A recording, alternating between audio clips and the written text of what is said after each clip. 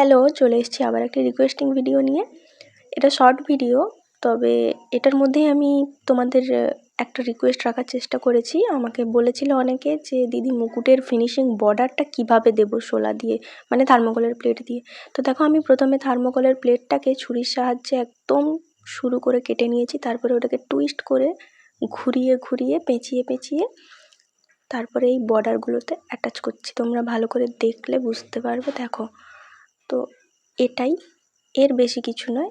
তারপরে এবার যেমন জরি প্লাস বিডস এসব অ্যাড করে সেটা আলাদা পার্টসে আমি দেখাবো। তো দেখো, এটা তোমাদের রিকোয়েস্ট ছিল তাই নিয়ে এলাম একটা শর্ট ভিডিওর মাধ্যমে। কেমন হয়েছে জানিও। আর এই মুকুটের ফাইনাল লুক দেখার জন্য অবশ্যই আমাকে কমেন্টে জানাবে, তাহলে আমি এই মুকুটের ফাইনাল লুকও নিয়ে চলে আসবো। আর তারপরে নেক্সট ভিডিওতে মুকুটের পেছনে কি অ্যাটাচ করলে মুকুটটা মজবুত হবে সেই ভিডিও নিয়ে আসবো। আজকের মতো টাটা, দেখা হচ্ছে আমার নেক্সট ভিডিওতে।